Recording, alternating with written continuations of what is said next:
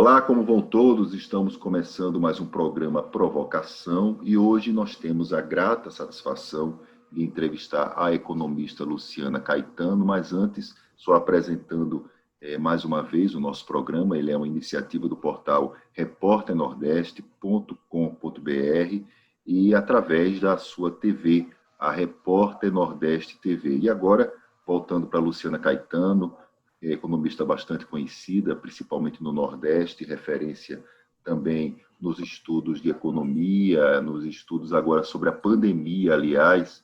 E a Luciana, ela vai conversar conosco exatamente sobre a pandemia, que a gente observa hoje, enfim, no cenário econômico, e depois da pandemia.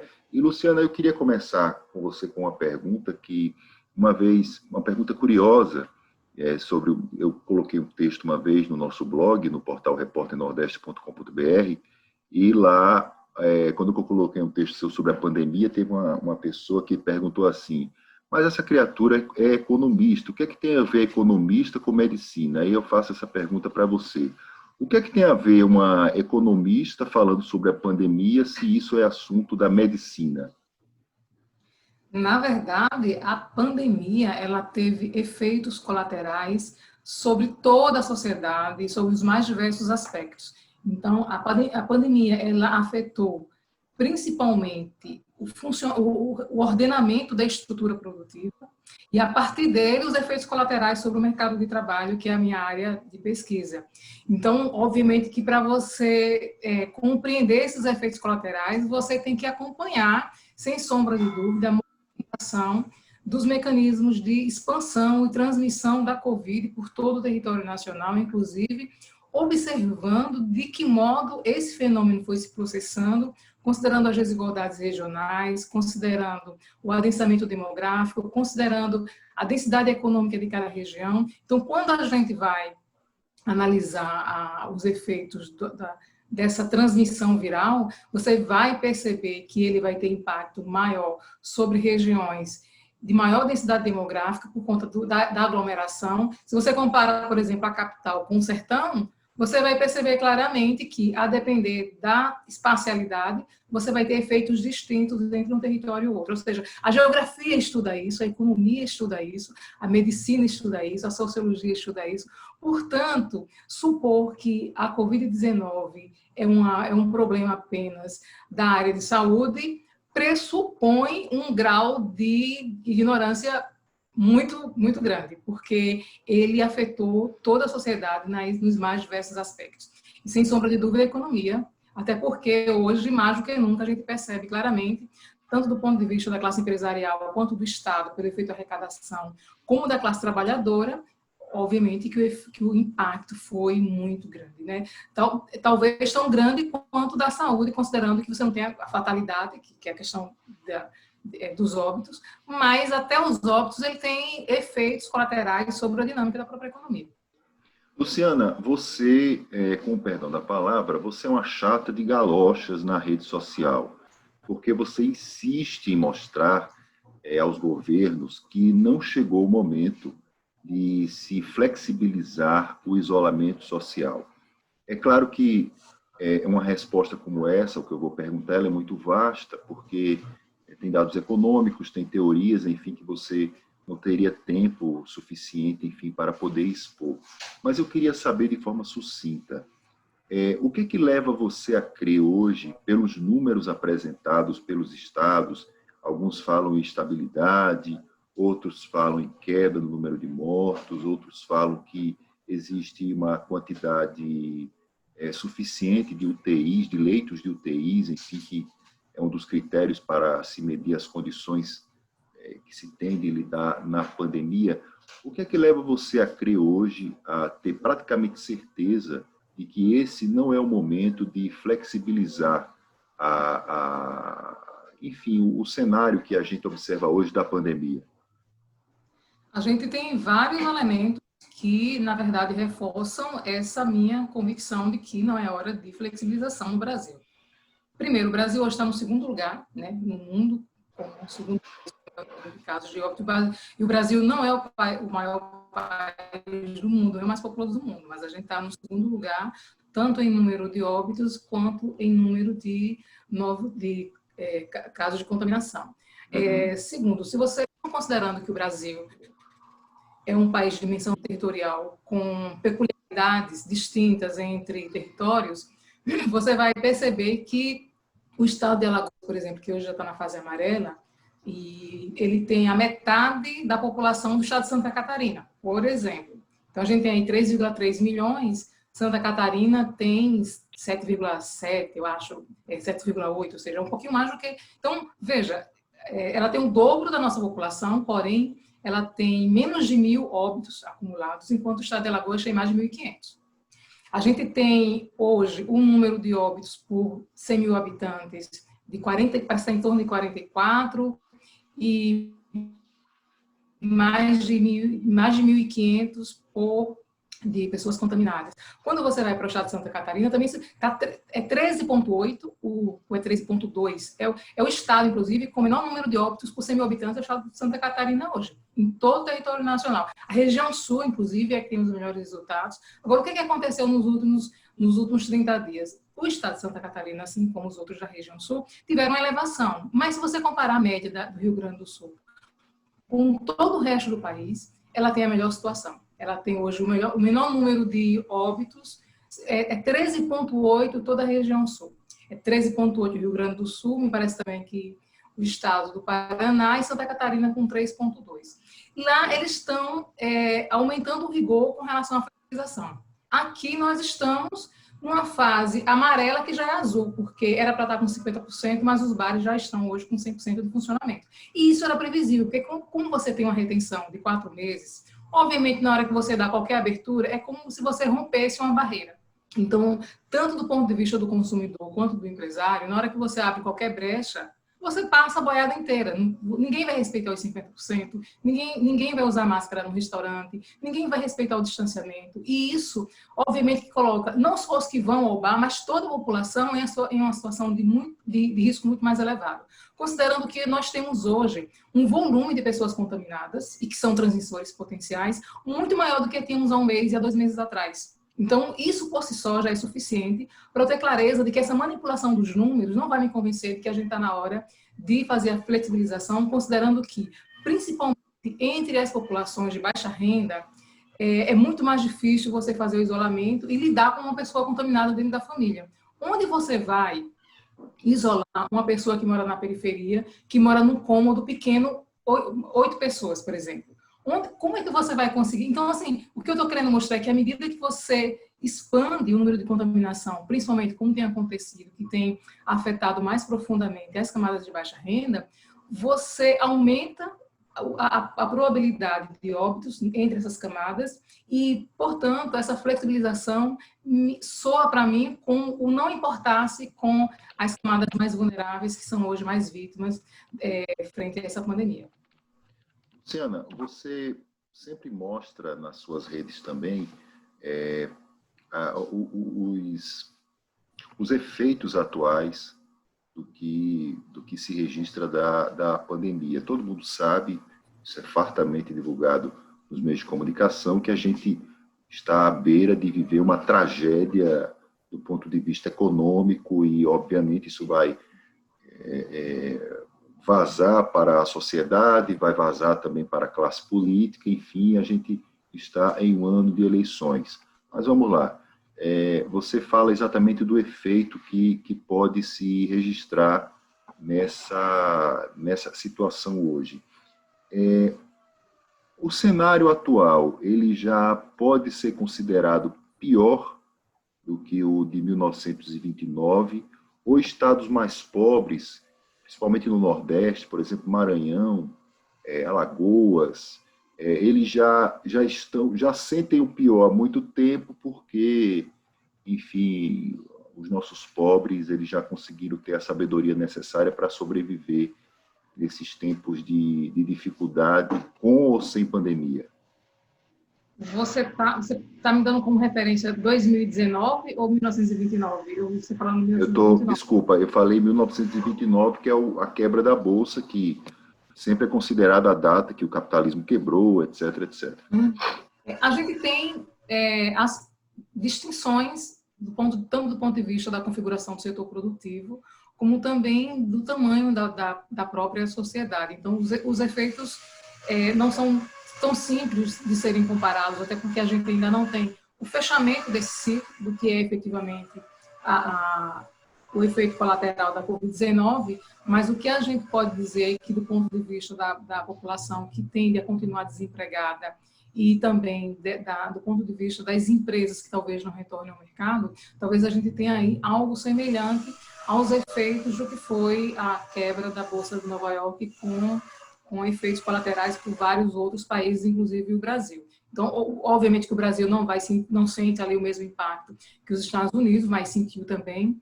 Mas talvez a gente esteja diante de uma situação comparável somente à crise de 1929, realmente, dada a magnitude da desaceleração, da retração econômica. A gente teve, em 2019, no triênio 2017 a 2019, 2019 foi o ano com menor taxa de crescimento, foi de 1,1%. E aí você teve 3,6% de queda em 2015 e 3,3% em 2016. Então, a gente não conseguiu recuperar nos 3 anos seguintes. A gente tem aí uma taxa, um déficit em 2019 em relação a 2014 superior a 3,5%. E a gente tem aí uma expectativa de uma taxa de crescimento negativa que pode ficar em torno de 7% ou mais por cento, que somada ao que já tínhamos em 2019 pode representar uma retração igual ou superior a 10% em relação a 2014. Ou seja, a gente talvez volte para 2010, 2011 ou 2009, a depender da taxa negativa de crescimento em 2020. Portanto, não se trata somente de uma queda, mas de uma queda sem uma recuperação nos anos anteriores em relação ao que se observou em 2015 e 2016. E a gente teve em 2000, já agora entre março e junho de 2020, tivemos de 4,5 milhões de empresas no Brasil, tivemos o fechamento de 1.300.000. Dessas empresas, 60% afirmam que fecharam não pela pandemia, o que revela um estado de expectativa muito pessimista em relação à própria economia, ou seja, qual o futuro, quais as expectativas de futuro que essas empresas têm, o que significa uma probabilidade muito grande delas não retornarem. E mais ainda, mesmo as que retornaram, elas tiveram 70% delas afirmam terem reduzido o quantitativo de pessoal, né? E mais de 30% afirmam terem reduzido em mais de 50% o número de pessoas trabalhando. Algumas delas continuaram trabalhando, usando trabalho remoto, e aí nesse trabalho remoto a gente vai perceber que a predominância vai ser em pessoas com nível superior, considerando que entre os de baixa renda, algumas pessoas nem têm internet, nem aparelho para você continuar executando essas atividades. Então a gente tem aí outros elementos que é importante serem considerados, que é, primeiro, uma reestruturação desse setor produtivo, e essa reestruturação significa, inclusive, o uso de novas ferramentas para fazer o enfrentamento à crise, que pode resultar também numa redução do quantitativo de pessoas ocupadas a partir do processo pós-pandemia. Então, a gente tem aí hoje, nós tínhamos em dezembro de 2019, 11,6 milhões de pessoas desempregadas. A gente vai ter uma redução da força de trabalho acima de 12 milhões, o que vai dar aí 24,4 milhões de pessoas em junho agora de 2020, que não está contabilizado pelo IBGE, porque o IBGE não contabiliza o desemprego por desalento nessa taxa oficial que ele publica. Então, quem sai da força de trabalho, portanto, deixa de ser contabilizado como desocupado ou desempregado, pessoas que não estão procurando emprego até a última referência em que a pesquisa é realizada. Portanto, se você está um mês sem procurar emprego, ou até 2 semanas, você não é reconhecido como desempregado. Então, isso, de um certo modo, mascara essa taxa real de desemprego, e isso é um problema com o qual prefeitos e governadores vão ter que lidar no pós-pandemia. Todos nós vimos, vocês, os economistas, sempre fizeram previsões a respeito da pandemia, mostrando principalmente que os mais pobres é quem sentiriam os efeitos de todo esse processo. Eu queria saber de você, o que é que você não sabia e que te surpreendeu nesse quadro? Olha, na verdade, como eu sou uma pesquisadora do mercado de trabalho, a minha área de pesquisa é economia social e de trabalho, e eu já venho pesquisando isso desde 2001, na época que fazia ainda mestrado. Então, para a gente, não há muitas surpresas com relação aos efeitos da pandemia, considerando que ela apenas acentua o que já era padrão, tanto a desigualdade entre regiões como entre indivíduos. Então, sempre nas crises excessivas, quem perde mais? Classe trabalhadora. Então, você tem empregado e empregador. Quem é que acaba pagando um preço mais elevado dessa fatura? É sempre a classe trabalhadora. E nos últimos anos, pelo menos desde ali a década de 90, o Estado Nacional não tem mais se colocado em favor da classe trabalhadora. O Estado tem sido exatamente alguém a serviço das demandas que têm sido apresentadas pelos donos do capital, legitimando todas as todos os mecanismos que possam assegurar lucro em detrimento É o da Estado manutenção. caixeiro viajante, né? Pois é, então, então, entre capital e trabalho, já há muitos anos a gente vai percebendo aí que, assim, crise de 2008. Então, você pega a Europa, reforma trabalhista, quem perde? Classe trabalhadora. Então, crise, essa agora, você vai pegar as medidas provisórias, mesmo com o auxílio emergencial, ele não vai repor, porque o auxílio emergencial, o limite dele é um percentual do seguro-desemprego, que me parece que é de 1.839. Então, se você teve, por exemplo, uma queda de 50% no seu salário e você recebia R$ 5.000, você vai receber 2.500, que é os 50% do seu salário, mais 50% de 1.839. Portanto, você vai ter uma redução. Nós tivemos uma redução de 98 bilhões de reais a título de massa de rendimento entre janeiro e maio de 2020. Eu não tenho contabilizado ainda o mês de junho.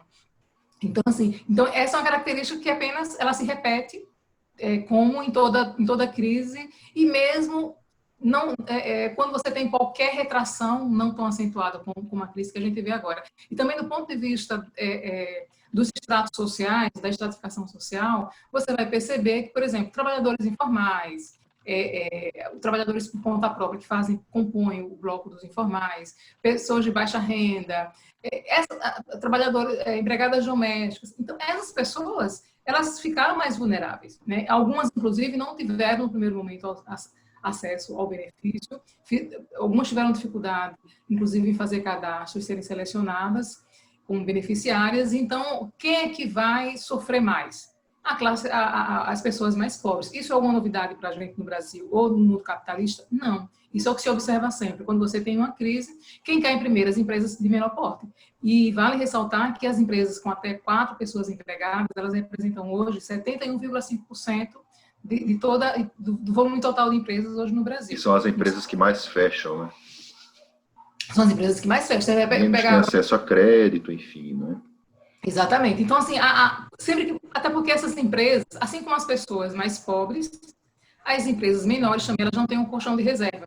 Então, obviamente que quando se tem uma crise, tanto as empresas de menor porte quanto as pessoas mais pobres ficam mais vulneráveis. Então, elas vão sofrer muito mais os efeitos colaterais, tanto do ponto de vista econômico, quanto do ponto de vista da própria saúde. As pessoas mais pobres têm problemas com relação ao tipo de moradia, elas têm problemas com relação ao acesso à alimentação, acesso à renda mínima para se manter. Então, obviamente que numa crise dessa, principalmente quando você tem uma trajetória recente em defesa do Estado mínimo e efetivamente com redução de gasto público, principalmente na área social, obviamente que a população mais vulnerável, que depende mais do Estado, vai sofrer muito mais as consequências. Portanto, a Covid-19 não traz para a gente nenhuma novidade, a não ser acentuar o que nós já conhecíamos, que é o estado de vulnerabilidade em que grande parte da população está submetida, e isso, obviamente, nos coloca a responsabilidade de trazer à tona essa discussão, não só na academia, mas junto à sociedade, de que esse modelo não nos serve porque ele tende a matar muitas pessoas, independente de Covid-19. Luciana, você, algumas semanas atrás, colocou nas suas redes sociais que é uma teoria que é interessante, mas que muitas pessoas também comentaram nas suas redes, eu também coloquei muito material do que você colocou a respeito disso no blog, e as pessoas falavam que era a teoria da conspiração, etc.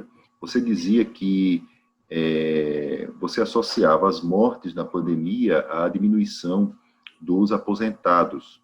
A gente fez a reforma da Previdência, o Brasil fez a sua reforma da Previdência, e agora o país estava em frente da pandemia, e os mais atingidos até então eram os mais velhos, e você colocava isso como um projeto do governo Bolsonaro.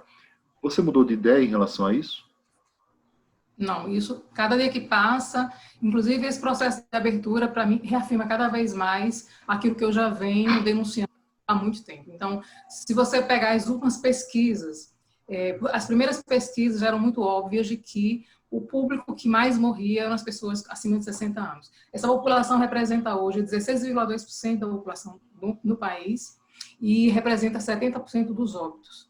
E a pergunta é, o que é que significa a morte precoce das pessoas hoje que são beneficiárias do sistema previdenciário, que foi um ponto de discussão muito polêmico desde o início desse governo. Segundo, saíram nos últimos 2 meses, tem saído várias pesquisas, principalmente no estado de São Paulo, mostrando que o número de pessoas afetadas entre de baixa renda é 4 vezes maior do que o de renda mais alta. Ou seja, aquilo que a gente acabou de colocar, as pessoas mais pobres, elas não têm como fazer isolamento social. Se uma pessoa fica doente dentro de casa, você tem que conviver com ela dentro de casa, sem nenhuma possibilidade de isolamento, inclusive correndo o risco de que todo mundo, num curto espaço de tempo... Doença do mesmo jeito. Exatamente. Então, e aí essas pessoas vão morrer, porque elas não têm plano de saúde. Às vezes você vai para o hospital e você tem que esperar vagas, e a gente sabe como é que funcionava antes da pandemia. Então, para mim, essa negligência do governo federal em relação ao controle do vírus, para mim está muito claro que é um projeto do governo de redução da população mais pobre e da população beneficiária do sistema previdenciário. E aí eu tenho 2 sistemas, que é o de aposentadoria, o sistema previdenciário, e o outro de assistência social. Alguém pode discordar, tá no seu direito. Eu estou falando da minha leitura e, para mim, as evidências que se colocam a cada dia só reforçam isso. O nome disso é genocídio? Pois é, isso é genocídio. É você matar, você não usa uma faca no pescoço do outro, mas você sabe que o outro vai morrer porque não há saídas. Qual é a saída que tem para uma pessoa de 60 e poucos anos se ela pegar Covid-19? As estatísticas respondem. Esse número é conhecido. A gente sabe qual é.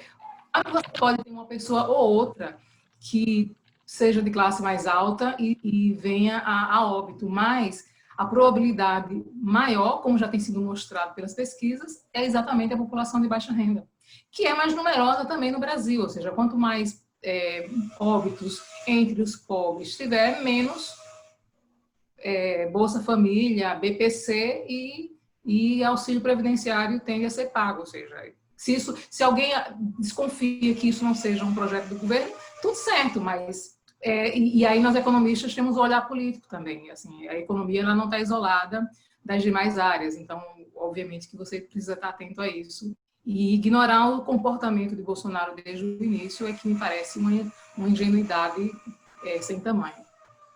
Você tem algum estudo que você fez, ou viu, ou leu, a respeito da taxa de sobrevivência das pessoas que se tratam na rede pública e na rede privada de saúde? Não, eu não tenho, Odilon. Na verdade, a gente tem hoje, a maior parte da população é atendida pela rede pública, você tem hoje apenas o número de pessoas hoje com acesso a plano de saúde, ele está em torno de 20% a 22%, me parece. Então, mais de 80% da população é atendida pela saúde pública. Então, se você pegar esses números em valores absolutos, obviamente que ele não vai ser uma boa referência, considerando que o próprio usuário do setor público ele é proporcionalmente muito menor. Mas eu acredito que o setor público ele tenha condições... Bom, você tem aí várias questões a serem ponderadas. Uma delas, e aí eu acho que o pessoal da área de saúde talvez é que possa ter alguma coisa a respeito. Do mesmo jeito que você tem um número maior de pessoas sendo atendidas pela saúde pública e alguns procedimentos, inclusive, só sendo realizados no setor público, inclusive o desenvolvimento de vacinas, que isso, como você pode ver, é 100% público. Por outro lado, como você tem uma demanda menor e um custo maior no setor privado, que são os planos de saúde. Você pega, por exemplo, um plano de saúde e vai ser mais de R$ 1.000, independente da idade. Então, algumas pessoas chegam a pagar R$ 2.000 pelo plano de saúde. Quando você vai ver isso por mês, quando você vai ver o gasto per capita com a saúde pública, ele não chega a ser ao ano, nem sei lá, talvez um pouco mais de 50% disso, ao ano, per capita.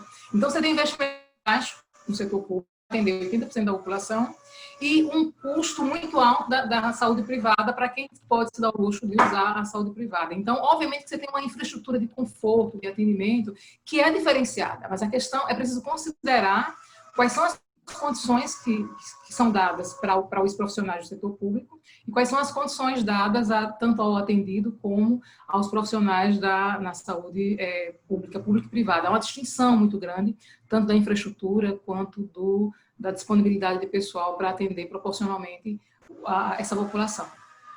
O governo vem procurando dinheiro novo, o governo federal, e anunciou uma reforma tributária. O dinheiro novo está aí? Não, eu não sei como é que ele vai conseguir dinheiro novo, a não ser que ele emita moeda. Agora, a reforma tributária, que eu acho, inclusive, que seria uma saída hoje, para a gente conseguir, pelo menos, salvar vidas, ainda que você tenha efeitos colaterais, até porque a gente está hoje com a taxa de inflação que é muito baixa, e um dos riscos da emissão de moeda seria uma pressão inflacionária. Mas como você tem uma hoje muito baixa, tem muita gente morrendo, para mim, eu não teria nenhum problema com a inflação acima de 5% ou 7%, desde que a gente pudesse salvar algumas vidas, entendeu? Então, até porque você ainda, se o argumento fosse a questão do endividamento, a gente não tem dívida pública acima de 100% do PIB, como alguns países, então acho que daria, sim, para a gente fazer um esforço para emissão de moeda, obviamente que monitorando a taxa de inflação, para que não perdesse o controle e a gente não voltasse para o que tivemos lá na década de 80. Agora, a outra pergunta foi sobre a reforma tributária. Exato. Com relação à reforma tributária, ela precisa ser discutida amplamente, mas numa perspectiva de construirmos um sistema tributário progressivo e mais ainda, que o Estado, tanto a partir do Parlamento quanto do Poder Executivo, tenha a coragem de fazer uma reforma tributária, ou pelo menos cumprir a própria legislação atual, que eu acho que já é muito flexível com relação às grandes organizações empresariais. Inclusive bancos. Você pega, inclusive, os bancos públicos, como Caixa Econômica e Banco do Brasil, que têm dívida previdenciária, que eu acho isso inadmissível, né? Que empresas que sejam do governo possam ter dívida previdenciária, ainda mais a previdenciária. Então, eu acho que existem algumas coisas que precisam ser corrigidas no Brasil. Uma delas é essa relação Estado classe empresarial, principalmente os grandes conglomerados que têm uma força maior sobre o governo e, de um certo modo, representação parlamentar, porque financiam essas campanhas, mas a gente precisa, com urgência, resolver essa questão do endividamento dessas grandes organizações. A segunda é fazer a cobrança às grandes fortunas e ao latifúndio. Não tem saída de jeito nenhum, ou seja, chegou o momento de se discutir a taxação das grandes fortunas, é isso? Pois é, não, exatamente, isso já deveria ter sido feito há muitos anos. A gente tem, veja, você tem uma taxa nós tínhamos em 2002 uma taxa de extrema pobreza que era de 12,48%. Ela é reduzida a 3% em 2014, quando o Brasil ali sai do mapa da fome, mas esses 3% vai significar ainda um volume muito grande, principalmente nos estados pobres como Maranhão, Piauí e Alagoas. Maranhão tinha e continua tendo a taxa mais alta das pessoas em condição de extrema pobreza. Naquela época, em 2014, quando já havia sido feita uma redução muito significativa, Maranhão estava com quase 10%, era 9, alguma coisa. E o estado de Alagoas estava vizinho ainda, era 8, alguma coisa.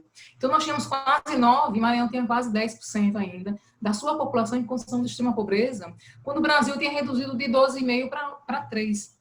Então, se a gente teve uma crise ali, 2014, 2015, não conseguimos uma recuperação, e agora temos um recrudescimento dessa crise, do ponto de vista social e econômico, obviamente que a gente deve estar hoje com a taxa de extrema pobreza maior do que tínhamos em 2002.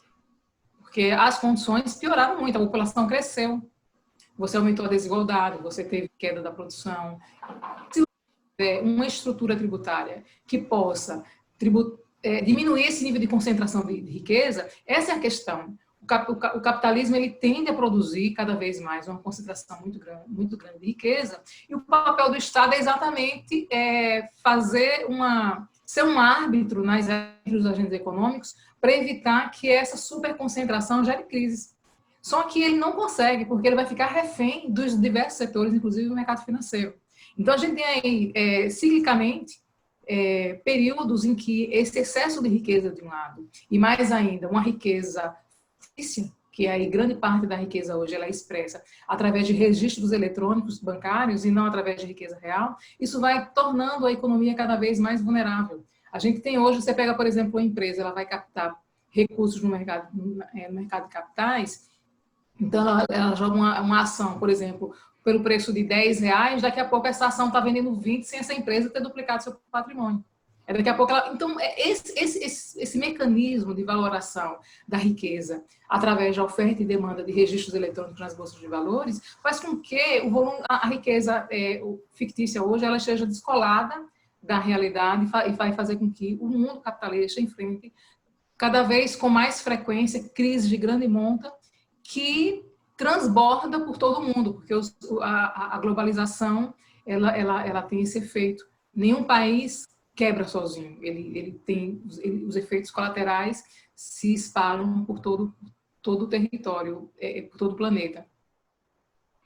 Luciana, os estudos, vários estudos indicam que o auxílio emergencial, aliás, vários estudos indicam que os países devem pagar, se recomenda pagar exatamente auxílios emergenciais, como o Brasil vem pagando, enfim, para poder diminuir os efeitos para a população mais pobre. Isso significa que o tombo vai ser menor ou que a gente ainda vai enfrentar aquela situação que você falou de queda na economia, queda, e mais à frente vai ter que se resgatar o acúmulo, o Brasil beirando o mapa da fome, enfim, mesmo com o auxílio. Eu queria que você pudesse explicar exatamente essa matemática, como é que funciona? Eu vou pegar um exemplo da importância, para te explicar a importância do consumo das famílias, eu vou ter que voltar um pouco aos governos Lula e Dilma, ali em 2013 e 2014. Então, qual foi o elemento mais importante de política pública daqueles dois governos? Foi a distribuição de renda com a valorização do salário mínimo e com o fortalecimento dos programas sociais com a transferência direta de renda, tanto do Bolsa Família quanto do BPC, que aumenta de valor e você amplia. Então, esses dois elementos, e ainda teve um outro que foi a PEC das domésticas, que aí você aumenta o grau de formalização, e tem também a definição do piso salarial para funcionárias, para professoras do ensino público, do ensino fundamental e médio. Então, esses elementos todos deram a esse país, pelo menos as camadas mais pobres, um poder de consumo extraordinário. Se você pegar, por exemplo, o PIB do Brasil pela demanda agregada, o consumo das famílias representa, sabe quanto? A gente tem 4 variáveis. Eu tenho os investimentos privados, os gastos públicos, o consumo das famílias e as exportações líquidas. O consumo das famílias vai representar aí entre 65% e 68% da demanda agregada. Isso responde à tua pergunta. Por que é tão importante o auxílio emergencial e não é só por uma questão humanitária, nem só por uma questão de solidariedade, é por uma questão de equilíbrio da própria economia, porque sem o consumo não há investimento privado, as empresas quebram, e sem investimento privado, e sem consumo, e sem renda, também não há arrecadação fiscal. Ou seja, a partir do momento que você tem a transferência do governo tentando equilibrar essa relação entre os agentes econômicos, ele está preservando a variável que tem maior peso na demanda agregada, que é o consumo das famílias. Portanto, o consumo, o auxílio emergencial, ele tem uma importância estratégica, e o Brasil só faz isso porque vai imitar os países mais desenvolvidos que fizeram isso primeiro, com muita pressão da bancada da esquerda para convencer os parlamentares e enfrentando a resistência de Paulo Guedes, que não consegue compreender isso, dada a sua limitação como economista. Então, a gente consegue aprovar o auxílio emergencial, que, inclusive, Inicialmente seria de 200, a gente consegue aí 600, que ainda é insuficiente. E aí, como eu falei para você, ele vai ser pago para algumas... a medida provisória 936, ela vai definir uma intervenção do Estado Nacional com auxílio emergencial para compensar a queda de tanto o afastamento sem remuneração de alguns empregados, assim como a redução de carga de jornada seguida de salário. Então, isso também foi importante para manter minimamente a capacidade de consumo de uma boa parte da população. Só para você ter uma ideia, com o isolamento social, nós tivemos, ali no mês de maio, 9,7 milhões de pessoas afastadas sem salário. O estado de Alagoas tem 3,3 milhões. Eu estou falando aí de 9,7, é quase 3 vezes o estado de Alagoas. Sem remuneração, um país desse tamanho. Então, obviamente, que se você não tivesse aí o auxílio emergencial para compensar, você ia ter muita gente morrendo de fome. Aliás, você já tem hoje, só que esse número teria sido muito maior. Então, assim, do ponto de vista social, ele tem uma importância, do ponto de vista humanitário também, mas isso só foi implantado pela importância que ela tem do ponto de vista econômico, infelizmente. O que é que explica a resistência de pessoas como Paulo Guedes em relação ao auxílio emergencial? É o simples darwinismo social? É maldade mesmo? É egoísmo? É a pressão das elites? O que é que explica? Se a fórmula funciona, e existem estudos que comprovam que essa fórmula funciona em outros países, a gente viu isso na Europa, por que essa resistência no Brasil de se adotar um modelo que funciona em outros lugares? Certamente limitação mesmo de percepção enquanto profissional. E por outro lado, também, um não importar-se com pessoas que compõem classe social da qual ele nunca fez parte, ele não consegue se colocar no lugar também para compreender isso. Mas, ainda assim, é, acima de tudo, uma estreiteza de visão e de percepção de que isso pode ajudar a sobrevivência, principalmente das empresas de pequeno porte. Mas, na fala de Paulo Guedes, naquela reunião que acontece ali no dia 22 de abril, ele deixa muito claro que, na sua concepção, dar dinheiro às empresas grandes é lucrativo, mas transferir dinheiro para empresas pequenas é um grande prejuízo, portanto, ele não compreende a importância das empresas pequenas no Brasil, que representam hoje 70% de todas das 4,5 milhões de empresas, e que responde aí por um contingente muito grande, inclusive, da população ocupada no país. Ele não compreende ou não quer compreender? Ou é levado a não compreender? É difícil. Assim, eu acho que são figuras que têm uma estreiteza mesmo de percepção, né, de formação, inclusive, como economista, e também isso associado a uma negligência à sociedade como um todo, cuja maioria é formada por pessoas com renda até 2,5 salários mínimos. Luciana, a gente observa os estados, eles anunciando medidas muito radicais. O Rio já falando em suspensão do Réveillon, São Paulo falando da suspensão do Carnaval, e no meio do caminho existem as eleições. Pelas estatísticas que você tem acesso, que mostram a evolução do Covid no Brasil, é seguro a gente fazer as eleições no mês de novembro? Olha, existem ferramentas, eu acho que deveria ter ferramenta para que essas eleições não fossem feitas presencialmente, né, considerando exatamente o efeito aglomeração. Como nos Estados Unidos, que eles discutem por correio, não é isso? Exatamente, eu acho que a eleição pode ser feita, mas existem ferramentas para que a gente possa fazer isso sem que seja pelo modelo tradicional.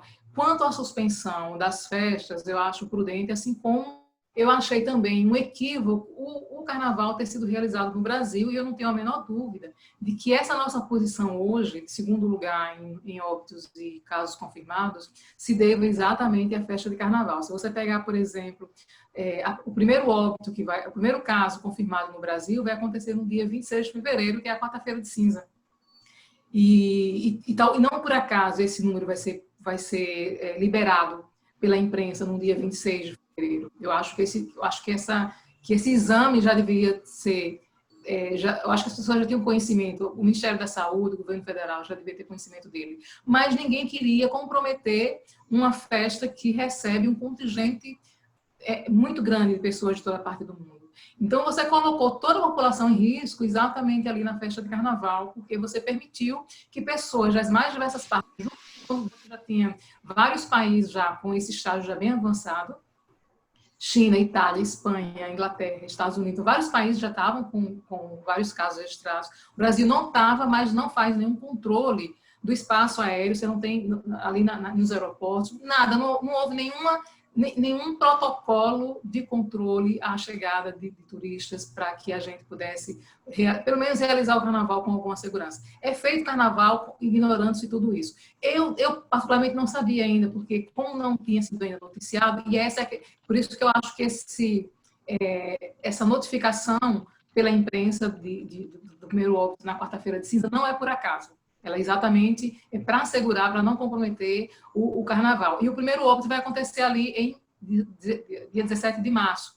Então, obviamente que se a gente tem um óbito no dia 17 de março e no dia 1º, 26 de fevereiro, eu tenho a primeira confirmação de pessoa com a Covid, certamente você já tem aí um número muito grande de pessoas que ainda não tinham feito exame, porque a gente não tinha testes, o Estado não estava ainda organizado, estruturado para lidar com isso. E mais ainda, pelo próprio registro dos epidemiológicos, os boletins epidemiológicos dão conta de que o governo brasileiro tomou conhecimento disso em janeiro de 2020. Então, o Brasil, através das suas autoridades, tanto o ministro da Saúde quanto o governo federal, já tinha clareza dos riscos de contaminação, porque não era um vírus isolado, já era considerado ali uma pandemia, em janeiro, e nenhuma providência foi tomada. A gente vai até março, veja, de janeiro a março são 2 meses. Aí chega o primeiro óbito. Obviamente que outros óbitos devem ter acontecido por Covid e não serem registrados ali no dia 17 de março. Então, essa negligência do governo federal em relação à realização do carnaval e em relação a outros procedimentos que eram absolutamente necessários para que a gente tivesse o controle que a China teve. A China hoje tem um número de óbitos e de casos confirmados, e ele foi o epicentro da pandemia inicialmente, que nos coloca numa situação vexatória, inclusive. Então, nós não tivemos o cuidado que a China teve. E nós poderíamos ter tido, porque como acontece na China, todos os demais países poderiam ter tido uma resposta melhor do que a China. E aí o que vai acontecer ao contrário, como aconteceu nos Estados Unidos, como aconteceu no Brasil. Então, a negligência dos governos federais, dos governos centrais, é que, na verdade, colocaram o Brasil nessa situação que está hoje. Talvez, se nós tivéssemos interrompido o carnaval, os prejuízos para a economia e para a sociedade brasileira não tivessem sido tão elevados. Então, exatamente por isso que eu defendo que se suspenda, sim, toda e qualquer festa de aglomeração, porque a gente ainda não vai ter até junho de 2021 ainda uma vacina sendo aplicada em massa para o planeta. Então, obviamente que cada país tem que tomar os seus devidos cuidados para que a gente consiga salvar mais vidas, senão a gente vai ter aí um acúmulo de óbitos até lá, fora de precedente em toda a história da humanidade. Você, Luciana Caetano, se sente segura de voltar no mês de novembro? Não sinto. E assim, eu saí essa semana para comprar almoço e na hora que eu percebi a movimentação na rua, eu fiquei assustada, porque me parece que as pessoas estão, por conta e risco, fazendo de conta que isso não mata, que isso não é uma contaminação em massa, e isso me assusta muito, porque me parece que não se tem consciência no Brasil ainda, pelo menos boa parte da população, do que significa essa Covid-19. Mesmo com os números que são assustadores, quando você olha mais de 80 mil pessoas, mais de 80 mil óbitos, mais de 2 milhões de pessoas contaminadas. Então, veja, se em março, quando a gente começa o isolamento social, eu não tinha nem... Eu fiz uns cálculos essa semana para finalizar o artigo. Compartilhe com a gente. Oi? Compartilhe com a gente. Sim, ele vai ser publicado pela Edufal. Então, a gente teve... É um artigo grande, está com mais de 30 páginas, está com quase 37, mas é publicação numa coletânea sobre a Covid. Então, entre 23 de junho e 23 de julho, 22 de junho, 22 de julho, a gente teve um aumento de 276% de óbito no Brasil e mais de 300% no estado de Alagoas, em um mês. Ou seja, eu estou falando agora recente, que é onde as pessoas estão dizendo que a curva está caindo. Então, se a curva cai em um mês, o que é que se aumenta em um mês com mais de 300%? Se alguém é capaz de ignorar esses números e se sentir confortável com ele, porque a taxa de óbito hoje foi menor do que ontem, paciência. Ou seja, nós temos hoje um número de pessoas contaminadas e um volume de óbitos já acumulado que sinceramente, eu nunca vi nada parecido na história desse país. Então, isso me coloca em casa, presa, sem sair para canto nenhum, não sei quando é absolutamente necessário. E mesmo assim, tomando todos os cuidados. Se todas as pessoas fizessem isso, o nível de contaminação seria muito menor. A gente já tinha ali, em finalzinho de junho, uma taxa de isolamento de menos de 40% no estado de Alagoas. E isso era mais ou menos a média no Brasil. Então, a gente, mesmo antes da flexibilização, nós já tínhamos um grau, um nível de isolamento muito baixo, pelo menos frente ao que orienta os epidemiologistas, que é de 70%.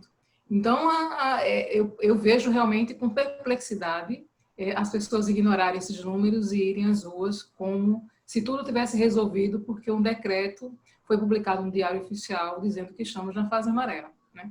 Então, enfim. Se tudo continuar da forma como está hoje,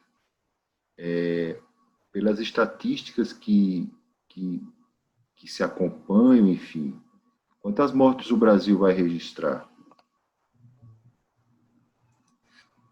É difícil fazer essa. Eu já fiz várias projeções, né? Agora, porque assim, tem que fazer um cálculo, considerando a média diária de mortes e são. A gente está com uma média o quê? De 1.000 mortes por dia. Acho que é mais de uma semana que a gente está acumulando isso, não é? Pois é, mais de 1.000 mortes. O que significa que daqui a um mês a gente vai ter mais 30 mil pessoas, né? Então aí a gente vai sair de 180, mais de 80 para 110 ou 115. Isso, ou seja, a estabilidade a que as pessoas se referem é essa. Você estabiliza com o número de mortes de 1.000 pessoas por dia, às vezes 700, às vezes 1.100, mas de qualquer modo é um número que você vai ignorar isso, achar que isso... E mais ainda, o número de contaminação, de pessoas contaminadas é muito maior. E o número de contaminação é que efetivamente representa muito risco. Porque as pessoas que já morreram, elas não representam mais risco para quem continua vivo. Mas o número de pessoas contaminadas, sim, porque são vírus se deslocando de um lugar para o outro. À medida que as pessoas viajam, que as pessoas vão a restaurantes, vão a barbeiro, salão de beleza, academia, à medida que isso vai acontecendo, mais pessoas vão sendo contaminadas e, obviamente, que toda a população se coloca em risco. Toda a população se coloca. Não só quem sai, mas quem fica em casa e recebe o que saiu, né? Principalmente quem tem pessoas com mais idade, que é mais vulnerável do que as mais jovens. Luciana, eu queria perguntar a você, reforçar um pouco a questão do desemprego. Hoje a gente tem um quadro e o próprio governo federal, segundo apontam alguns sites, projeta que esse desemprego tende a se tornar pior. Eu queria que você pudesse projetar a estatística, digamos assim, mais esperançosa e a mais desgraçada para nós.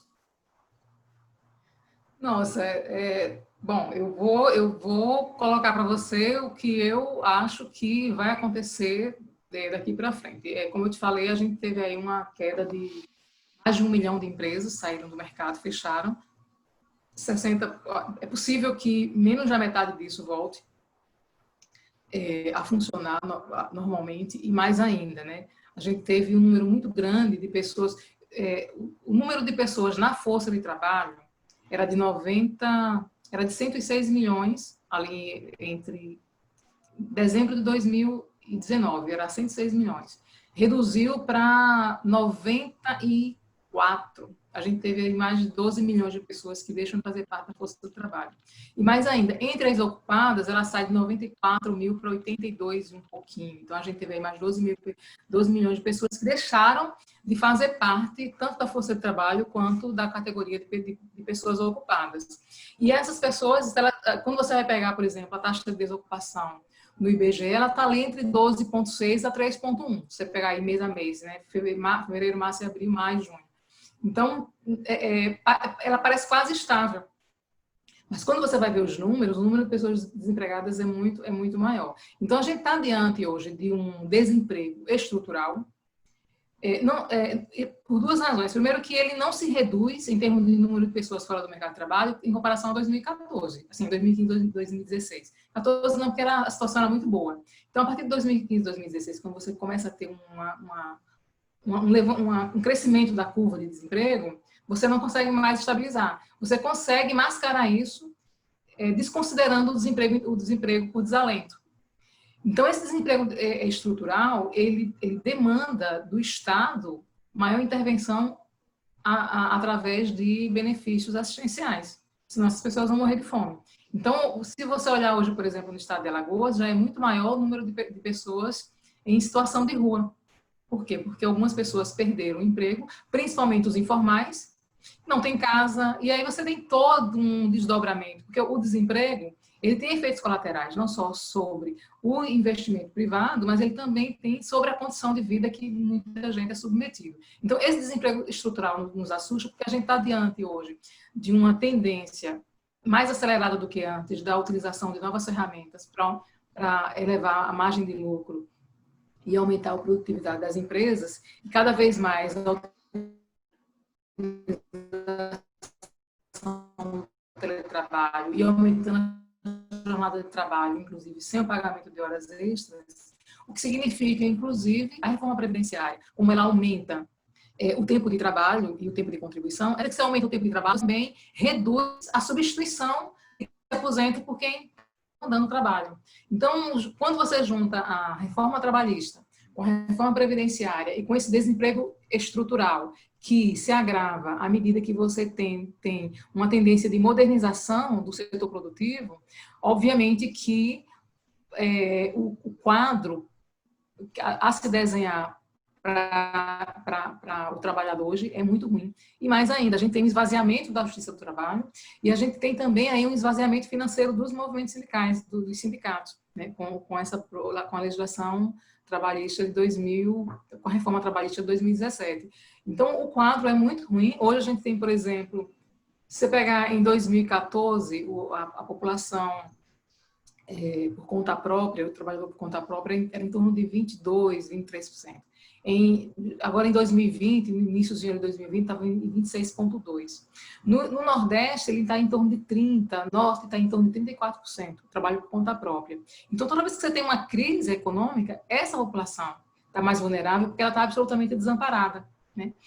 E é exatamente isso. Esse desemprego estrutural, ele traz também um percentual muito grande da população que não tem nenhuma proteção social com vínculo empregatício, como acontecia lá na década de 80, década de 90 ainda, que tínhamos início, né? Porque a década de 90 já começa com o desmonte de legislação trabalhista, à medida que você cria aí o trabalho em tempo parcial e a terceirização, que já começa ali no governo de Fernando Henrique Cardoso. Mas, assim, as condições são muito ruins.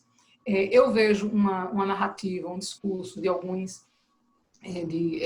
principalmente dentro do governo, mas também de alguns economistas, que é o de Estado mínimo, de não intervenção, e isso significa você largar a própria sorte à população mais vulnerável, e é por isso também que eu acho que o projeto de não proteção, de não controle da Covid tem um propósito de eliminação de uma parte expressiva dessa população mais vulnerável, porque ela dá trabalho e ela custa dinheiro, porque se ela não tem o mercado de trabalho como um espaço de apoio para a geração autônoma de renda, obviamente que ela, pela própria legislação, ela ficaria pendurada em algum programa social, entendeu?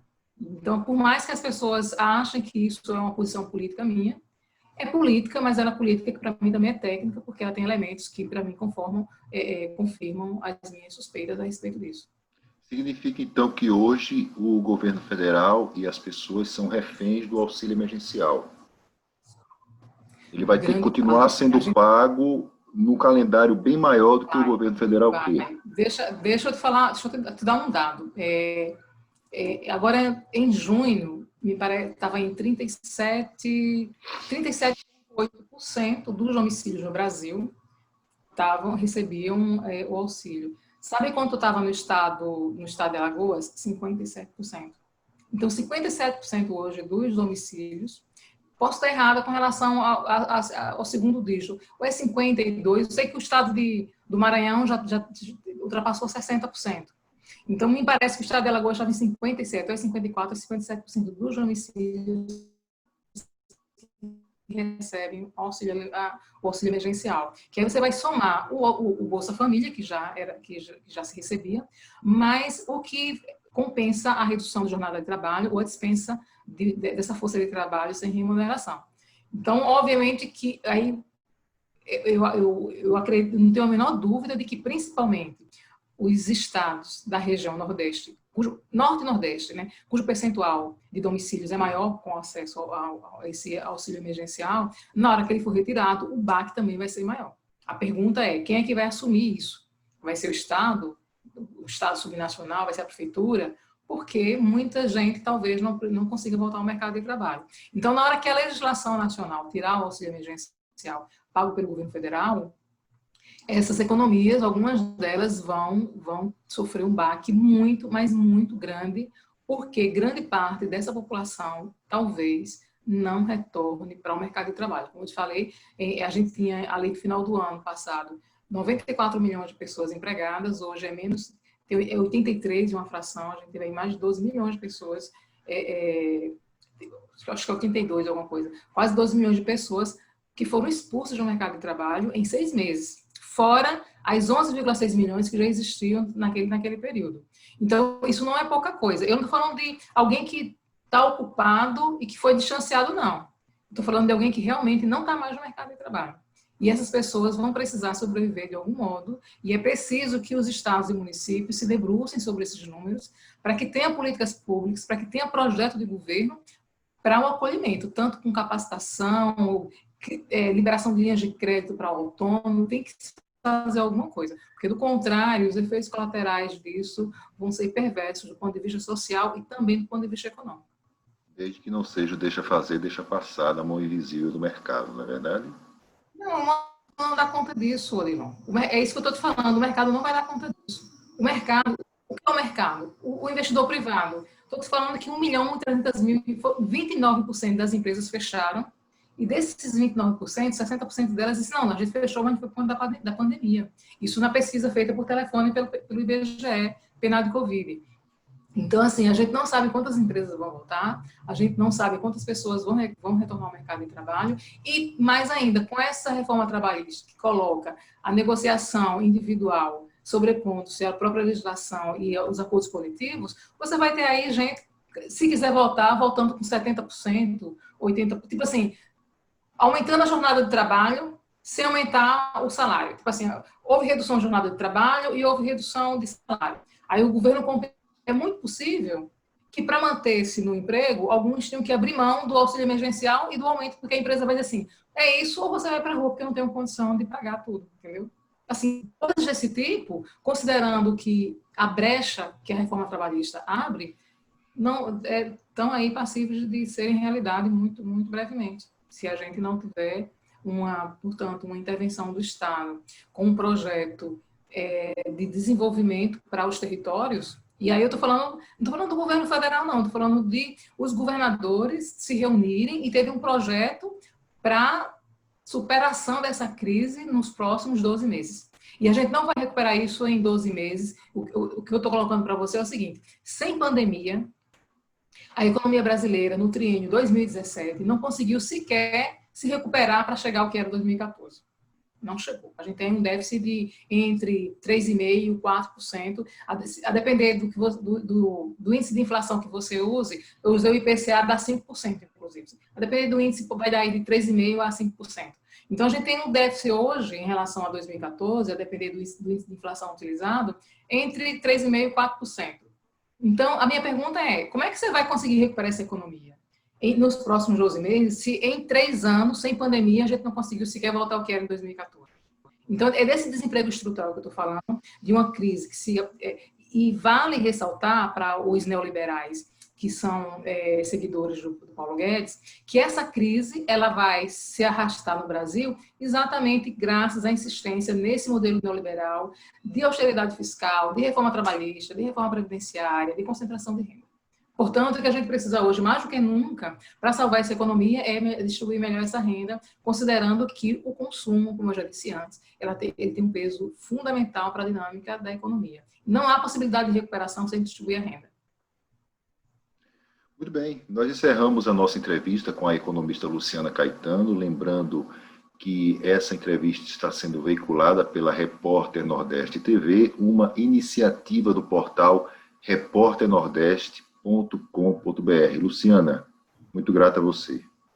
Eu que agradeço, fico à disposição. Até a próxima, se Deus quiser. Abraços.